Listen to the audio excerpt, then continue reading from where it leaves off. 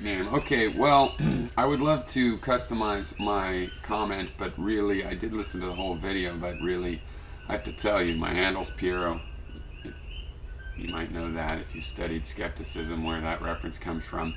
Thought about skepticism a long time. I read the outlines of Pyrrhonism, of skepticism. Noted outlines of Pyrrhonism by Sextus Empiricus many times. I've studied skepticism. I found that even the academic skeptics, right, from the academy, the nihilistic ones, the ones that asserted, well, there's one thing we know, that nothing can be known. Another way of putting what you put. I agree pretty much with your assessment, except for I wouldn't even have as much sympathy for the idea. It's obviously different things. To assert that nothing is known is a kind of a dogmatism, and Sextus goes straight into that in the outlines of Pyrrhonism. He says there's dogmatists, skeptics, and the so-called academic skeptics, which are the nihilists. And, I guess they could sort of have a right to the word skeptic, but, skeptic, the word comes from to reflect, to think about, and ponder. So why would a nihilist that says there's really no use in pondering get that word? Just because they do it anyway, since to survive and for their philosophical hobbies, they do it. So I think, but anyway, regardless of that, there is a Pyrrhonistic skepticism, and when you study the academic skeptics that are assigned this label as as all nihilist ones, you'll find half of them they're more sympathetic to that, but than Pyrrho and the Pyrrhonists. But even they assent to what appears to be the case, which makes them pragmatists and frankly materialists, because material seems to be the case, and scientific because they're empirical, because that's what is all about appearance. We like to say things aren't as they appear. Yes, they are. You just have to look closer, and that's what science is regularized styles of looking where you can repeat your observations and do these careful looking. So, yeah, I absolutely think that there isn't really much doubt, I was going to say controversy, about how these definitions fall on. And this absolutely, it's absolutely true, because there's a tautological, by definition. It's skeptic, the first meaning, doesn't assert they absolutely know everything. Okay, that's been confusing for centuries, but it shouldn't be confusing now, because that's what a theory is. The theory of evolution. Pretty certain about it. But it's theory, because all knowledge is taken as theory, and it just keeps reference to the fact that, yes, it's going to be overturned. The new idea will be maybe similar enough to evolution to call it evolution, or it might be a detail that needs a new term that becomes, under the umbrella of evolution, and so on. But it's a theory. It means it totally can be overturned. There's other ways, and at the very least, it's going to be modified. Now, we've found that with this attitude, you get theories that last a long time, but some of them have lasted hundreds of years until finally they're overturned.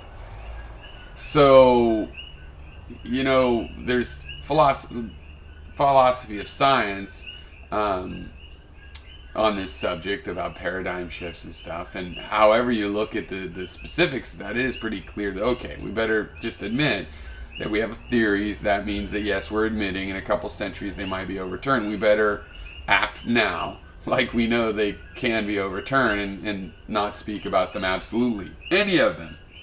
Okay. Now, when we say nothing can be known super assertively, that's by the objectivist, dogmatic definition of knowledge and certainty, right? Nothing can be absolutely certain. But things can be relatively more apparent or less apparent. They can have more evidence or less evidence. Okay?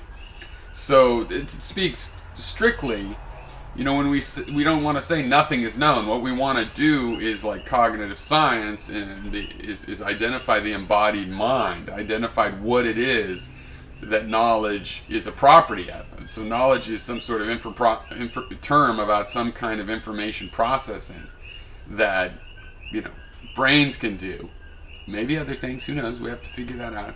And we have to define it that way in terms of, okay, the things a brain knows, rocks don't know things, nature, we know these things, that's what knowledge means.